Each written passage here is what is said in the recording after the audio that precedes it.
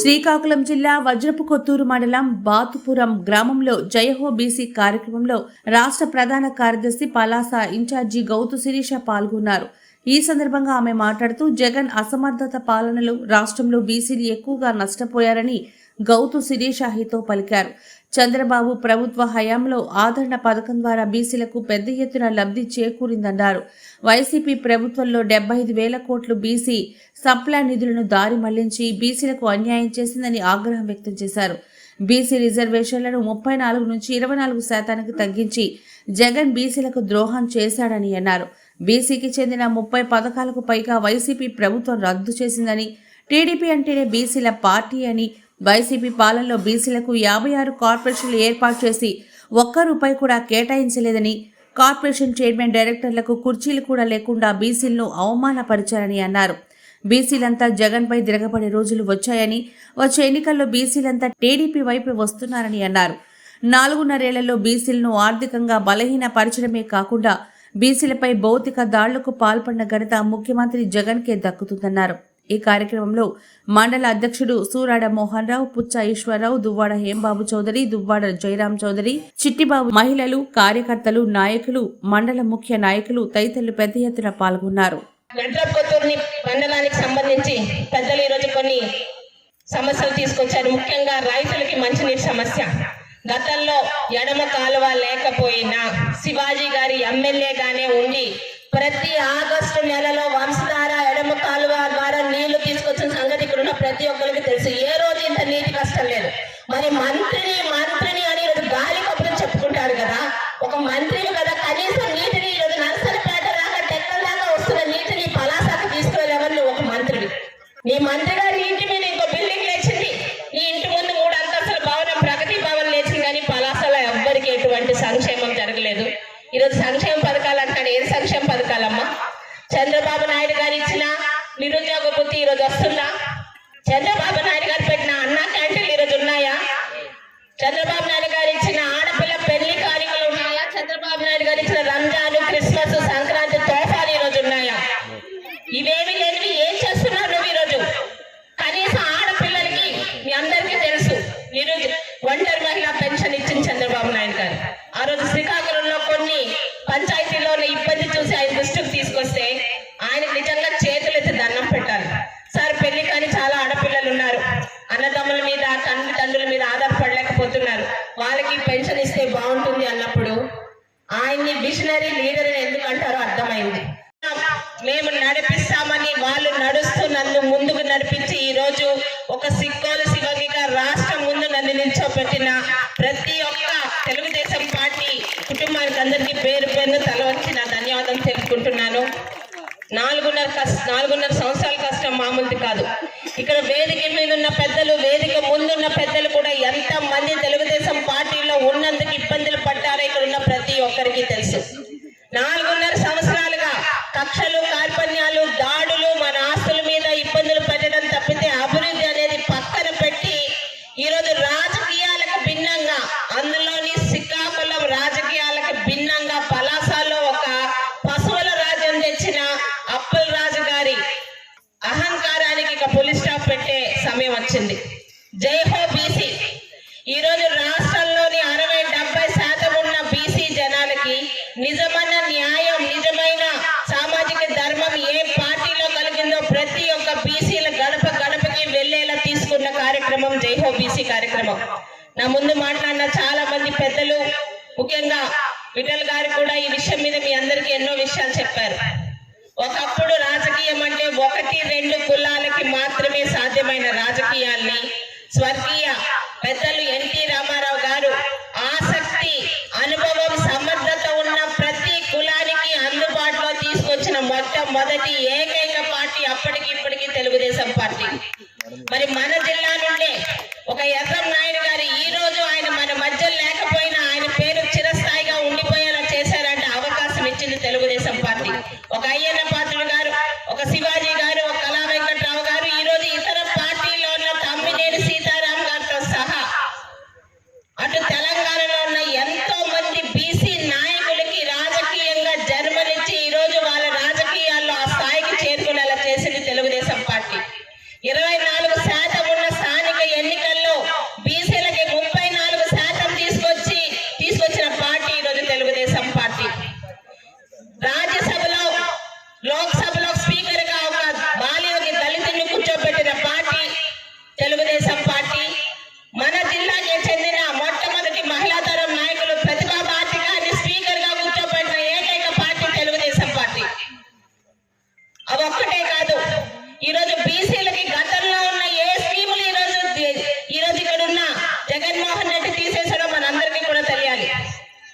మీ అందరికీ గుర్తుండి ఉంటుందమ్మా, 200 రూపాయల పెన్షన్ ని తెలుగుదేశం 2014లో చంద్రబాబు నాయుడు గారు 1000 రూపాయలు చేస్తానన్నారు.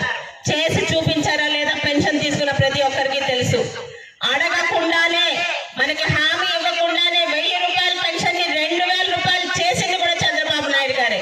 అంటే 200 రూపాయల పెన్షన్ ని 2000 చేసిన చంద్రబాబు నాయుడు గారు అయితే, ఈ రోజు మరి ఇందాక సోదరుడు చెప్పినట్టు నా అక్క చెల్లెమ్మలని కౌగలించుకొని ముద్దులు పెట్టుకొని మద్యపాన నిషేధం చేశాకే మీ ఇంటికి మళ్ళీ ఓట్లు అడగడానికి వస్తానని చెప్పి అనేక గాలి కబుర్లు చెప్పిన జగన్మోహన్ రెడ్డి గారు ఇప్పుడు ఒక డాక్టరు, ఆయనకి టికెట్ ఇచ్చినప్పుడు చాలా హుందాగా ఉంటది అనుకున్నాను. వారం రోజుల్లోనే చదువుకున్నాడు తప్పితే సభ్యత సంస్కారం లేని వాడని అర్థమైంది. గతంలో మా తండ్రి గారి మీద కూడా జుత్తు జగన్నాయకులు గారు గెలిచారు. ఏ రోజు ఇలాంటి కక్ష సాధింపు చర్యలు లేవు. కనిపిస్తే అన్నయ్య అని ఆప్యాయంగా పిలిచారు. మీరొక పార్టీ మారో పార్టీ, కానీ ఈరోజు తెలుగుదేశం పార్టీ వాళ్ళని ఇబ్బంది పెట్టు, వాళ్ళ మీద తప్పుడు కేసులు పెట్టిస్తూ, వాళ్ళ వ్యాపారాల మీద దాడి చేస్తూ, ఏ రోజైనా ఈ రోజు ఇక్కడ పశువుల మంత్రి చేస్తున్న దాష్టిక ఇంతకు ముందు ఎప్పుడైనా జరిగిందా అని అడుగుతున్నారు. రాజకీయాల్లో ఎన్నో పార్టీలు వచ్చాయి, రాజశేఖర రెడ్డి గారు కూడా చేశారు. ఎప్పుడు ఇలాంటివి లేవే. ఈ రోజు ఇక్కడున్న పశువుల మంత్రి, స్థానిక మంత్రి డాక్టర్ అని చెప్పుకుంటున్నాడు, గాలి మాటలు బాగా మాట్లాడతాడు. ఈ రోజు నేను ఒక కిడ్నీ హాస్పిటల్ కట్టానని మాట్లాడుతున్నాడు. మనందరికీ తెలిసిన సామెతే, ఇల్లు అలకగానే పండగ కాదండి. ఇల్లు అలకాలి, బంధువులకు రావడానికి వంటలు వండాలి, వాళ్ళకి బట్టలు పెట్టాలి, వాళ్ళకి అన్ని చేసి పంపించి పండగ చేయాలి. అంతేగాని 5 సంవత్సరాలు ఒక బిల్డింగ్ కట్టి, ఆ ఒక్క బిల్డింగ్ కట్టడానికి ఒక నల్లబొడ్డూరు కొండ ఎగిరిపోయింది, ఒక రామకృష్ణాపురం కొండ ఎగిరిపోయింది, ఒక సూది కొండ, ఒక నెమలి కొండ, ఒక బెండి కొండ, ఒక అనంతరి కొండ, 6 కొండలు కరిగిపోతే అక్కడ ఒక హాస్పిటల్ వచ్చింది. హాస్పిటల్ వస్తే సరిపోతుందా? హాస్పిటల్లో డాక్టర్ ఉండాలి. ఈయన ఒక డాక్టర్ అని చెప్పుకుంటాడు. మరి చదువుకుని డాక్టర్ అయ్యాడో, చదువుకొని డాక్టర్ అయ్యాడో కానీ కిడ్నీ హాస్పిటల్ కి, కిడ్నీ రీసెర్చ్ సెంటర్ కి తారా చెప్పమని సోకాడ్ అప్పల రాజు గారిని అడుగుతున్నాను. కిడ్నీ హాస్పిటల్ అంటే గతంలో తెలుగుదేశం పార్టీ హయాంలో చంద్రబాబు నాయుడు గారు ఈ ఉద్దానంలోని మహమ్మారిగా కారణం తెలియకుండా పీడిస్తున్న కిడ్నీకి ఒక కారణం మంచినీళ్ళు అయి ఉంటాయని చెప్పి ప్రతి దగ్గర ఎన్టీఆర్ సుజల స్రవంతిని తీసుకొచ్చి 20 లీటర్ల నీటి బాటిల్ 2 రూపాయలకి ఇస్తే, ఈ రోజు ఆ ఎన్టీఆర్ సుజల స్రవంతిని గట్టెక్కించి అక్కడ మూసి పడేశారు. ఆ రోజే పాలకొండలో, శ్రీకాకుళంలో, డెక్కల్లో, పలాసలో, హరిపురంలో, ఇచ్చాపురంలో, కమిటీలోని కిడ్నీ డయాలసిస్ కేంద్రాలు తెచ్చింది నువ్వా నీ జగన్మోహన్ రెడ్డి? తెలుగుదేశం అని అడుగుతున్నారు అప్పలరాజుని. ఈ రోజు ప్రభుత్వ ఆసుపత్రిలో ఉన్న కిడ్నీ డయాలసిస్ కేంద్రాలు తీసుకెళ్లి ఆ హాస్పిటల్లో పెట్టుకున్నాడు. పేరుకు ఒక బిల్డింగ్ మాత్రమే కట్టి హాస్పిటల్లో ఉన్నవి ఈరోజు తెలుగుదేశం పార్టీ తీసుకొచ్చిన డయాలసిస్. ఆఖరికి మీ అందరూ చూసే ఉంటారు, ఒక యువతని, ఒక గర్భిణీ స్త్రీని తీసుకెళ్తే కనీసం డెలివరీ చేయలేని హాస్పిటల్, పెద్ద బిల్డింగ్ ఒకటి మాత్రం కనిపిస్తుంది. ఇక కేటీ రోడ్ అని చెప్పి 2020లో పగలగొట్టించాడు. పక్కన పులిని చూసి నక్కవాత పెట్టుకున్నట్టు అచ్చెన్నాయుడు గారు చేశాడు, నేను చేస్తాను అని. 2020 మేలో పగలగొట్టినప్పుడు 2 నెలల్లో ఆ రోడ్డు పూర్తి చేస్తానన్నాడు.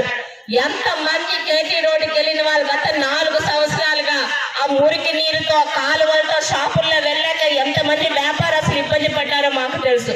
మొన్న సీఎం వస్తున్నాడని కాస్త తారు పూసి అక్కడక్కడ ప్యాచప్పులు చేశారు అప్పలరాజు గారు. ఈ రోజు ఆ 2 చూపించి మాట్లాడుతున్నాడు. అటు చివర ఇటు చివర పూర్తి చేయలేని మాటలు మాట్లాడుతున్నాడు.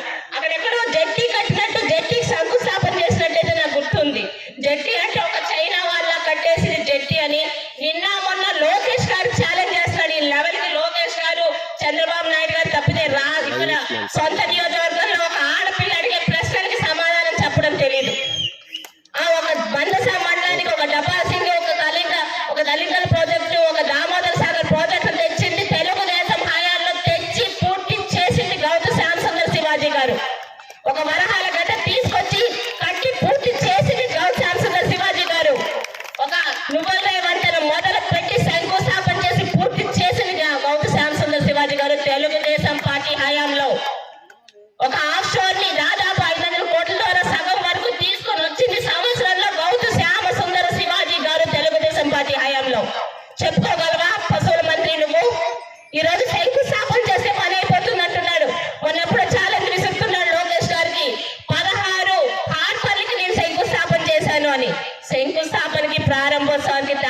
నువ్వు మంత్రివి, ఆలుగడ్డకి ఉల్లిగడ్డకి తేడా తెలియని ఆయన ఒక ముఖ్యమంత్రి. ఇది ఆంధ్ర రాష్ట్ర పరిస్థితి. ఎలాంటి వాళ్ళ దగ్గర ఉన్నాం? ఈరోజు ఒక్కటే చెప్తున్నాను, ఈరోజు చాలా మంది పెద్దలు మాట్లాడారు, శిరీష గెలవడానికో చంద్రబాబు నాయుడు గారు ముఖ్యమంత్రి అవ్వడానికో కాదు, మన ఈ 75 రోజుల పోరాటం, మన ఆస్తులు మన పేరు మీద ఉండడానికి పోరాటం, మన పిల్లలకి భవిష్యత్తు బాగుండాలంటే ఈ పోరాటం, ఇదే రాష్ట్రంలోని కంపెనీలు వచ్చి ఉద్యోగాలు చేస్తూ మన పిల్లలు మన దగ్గర ఉండాలంటే పోరాటం, మన ఆస్తులు ఎవరో తీసుకోపోవకుండా ఉండడానికి పోరాటం, మనం కాగితాలు మన మీద ఉండాలంటే ఈ పోరాటం, మన జీడిపప్పులకి సరైన ధర రైతుల కష్టం రావాలంటే ఈ పోరాటం, మన పలాసాకి అన్ని అభివృద్ధి కార్యక్రమాలు జరగాలంటే ఈ పోరాటం. దయచేసి బీసీలకి గౌరవం ఇచ్చింది, పదవులు ఇచ్చింది. ఈ రోజు 34% స్థానిక సంస్థల్లో బీసీలకి ఈరోజు శాతం పెంచితే మళ్ళీ ఆ 34% 24% తగ్గించిన జగన్మోహన్ రెడ్డి ఈరోజు బీసీ సాధికార యాత్ర మాట్లాడుతున్నాడు. ఒక చేత్తో లెంపలు కొడుతున్నాడు, టీచర్లకు సిపిఎస్ అన్నాడు, అయిందా లేదని మాట్లాడుతున్నాను. ఈ రోజు నిన్న మొన్నటి వరకు అంగన్వాడి ఆడపిల్లల్ని ఎంత ఏడిపించారో, డబ్బులు పెంచుతామని మాటించి ఈరోజు పెంచకుండా వాళ్ళు ఉద్యోగాలు తీసేస్తూ బ్లాక్మెయిల్ చేస్తున్నారు. టీచర్లు, ఉద్యోగస్తులు, అంగన్వాడీ వర్కర్లు, ఏ వర్గం ఈరోజు జగన్మోహన్ రెడ్డి దగ్గర బాగుంది అని అడుగుతున్నాను.